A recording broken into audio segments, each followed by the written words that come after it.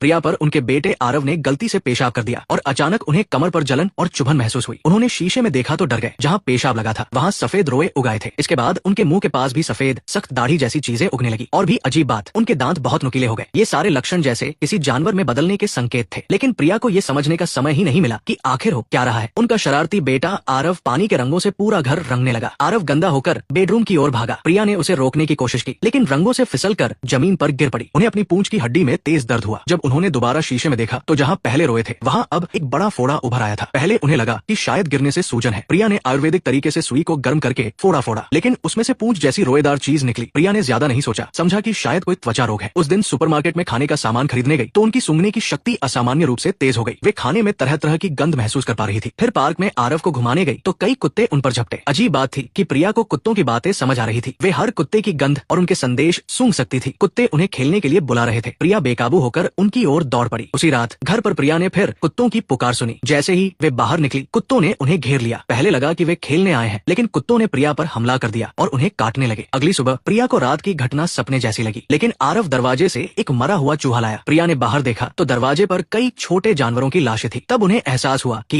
ये शायद रात में कुत्तों के साथ मिलकर उनके शिकार किए हुए शिकार थे। प्रिया को शक हुआ कि कहीं वे सचमुच कुत्ते में तो नहीं बदल रही है। वे लाइब्रेरी गई और कर्मचारी से पूछा कि क्या कोई किताब है जिसमें औरत के कुत्ते में बदलने की बात हो। कर्मचारी ने उन्हें अजीब नजरों से देखा, समझा कि एक माँ के तौर पर प्रिया को मानसिक तनाव है। उसने एक किताब दी जिसमें एक औरत बच्चे को जन्म देने के बाद जंगल में लौटकर पक्षियों का घोंसला बनाती है और आजादी पाती है। घर लौटकर प्रिया ने किताब पढ़ी। कहानी की नायिका बच्चे को जन्म देने के बाद जंगल में लौटकर पक्षी बन जाती है। रोजमर्रा की चिंताओं से मुक्त होकर प्रकृति में नया जीवन पाती है। पढ़ते पढ़ते प्रिया को लगा कि वे भी एक आजाद पक्षी बनकर उड़ रही है। लेकिन आरव ने उनका ये सपना तोड़ दिया। बाद में प्रिया आरव को लेकर रेस्तरां गई। खाते खाते वे बेकाबू हो गई, कांटा फेंक दिया और कुत्ते की तरह कटोरे में मुंह डालकर खाने लगी। बीच बीच में कुत्ते जैसी आवाजें भी निकालने लगी। लोग उन्हें पागल की तरह देखने लगे। प्रिया को अपनी गलती का एहसास हुआ। उन्होंने खुद को साफ किया और ऐसा दिखाया जैसे कुछ हुआ ही न हो। लेकिन उनकी आदतें और शक्ल धीरे धीरे कुत्ते जैसी होती जा रही थी। घर लौटकर शीशे में देखते ही प्रिया डर गई। नहाने के लिए कपड़े उतारे तो उनके पेट पर कुत्तों जैसे 2 अतिरिक्त निपल्स दिखे। हाल की घटनाओं, रोए उगना, कांटा छोड़कर खाना, कुत्ते जैसी आवाजें को जोड़कर प्रिया को यकीन हो गया कि वे कुत्ते में बदल रही है। लेकिन एक माँ होने के नाते उनके पास सोचने का समय नहीं था। उन्हें जल्दी से नहाना पड़ा। उस दिन उनके पति रोहन जल्दी घर आए और आरव को देख सकते थे, लेकिन नहाते समय रोहन ने उन्हें बार बार पुकारा। कभी दूध पाउडर नहीं मिला, कभी डायपर बदलने की बात। प्रिया गुस्से में रोहन पर चिल्लाई, बच्चे के जन्म के बाद तुमने क्या देखा? मुझे 10 मिनट नहाने की शांति भी नहीं मिलती। नहाने के बाद प्रिया ने देखा कि रोहन बच्चे को देखने की बजाय गेम खेल रहा था। प्रिया को इतना गुस्सा आया कि वे रोहन को कुत्ते की तरह काट देना चाहती थी, लेकिन तुरंत उनकी समझदारी जागी क्योंकि उन्हें आरव को सुलाना था। बच्चे के सोने के बाद प्रिया का गुस्सा बेकाबू हो गया। वे बगीचे में गई और अपनी खीज निकालने लगी। उस पल वे सचमुच कुत्ते की तरह व्यवहार करने लगी। जमीन पर सूंघते हुए प्रकृति की गंध ली, जैसे उनके जैसे कुत्ते वहां आए थे। उन्होंने कपड़े फाड़े और पूरी तरह अपनी प्रवृत्ति को छोड़ दिया। उनका शरीर रोएदार हो गया और वे सचमुच एक हस्की कुत्ते में बदल गई। उस पल प्रिया ने माँ की जिम्मेदारी और रोहन की गैर जिम्मेदारी को भुला दिया। वे सड़क पर आजाद होकर दौड़ने लगी, यहाँ तक कि एक शिकार को पकड़कर बगीचे में दबा दिया। बाद में वे घर लौटी और शरीर की गंदगी साफ कर दी। इस रात की उन्मुक्तता के बाद प्रिया पहले की तरह उदास नहीं थी। सुबह वे खुशी खुशी रोहन को बाहर जाने के लिए विदा करने लगी। उन्होंने रोहन पर भरोसा छोड़ दिया और आरव को पालने का नया तरीका ढूंढ लिया। उसे एक पिल्ले की तरह मानना। दोनों कुत्ते के कटोरे में खाते और आरव को कुत्ते के बिस्तर में सुलाते। ये तरीका आरव को पसंद आया और वो बिना झिझक के सो गया। पहले प्रिया बच्चे की देखभाल को बोझ मानती थी, जिससे वे तनाव में रहती थी, लेकिन कुत्ते की तरह जीने से वे सहज हो गई और उनका मन मजबूत हो गया। हर रात जब सब सो जाते प्रिया हस्की बनकर बाहर दौड़ती और कुत्तों के साथ खेलती। एक दिन कुत्तों की सभा में जब उन्होंने शिकार की तरकीबें सीखी तो रोहन की पालतू बिल्ली को देखकर उनमें जानवरपन जागा। वे उस पर झपटी। बिल्ली की चीख ने प्रिया को जगा दिया। उन्हें समझ नहीं आया कि रात का वाकया सपना था या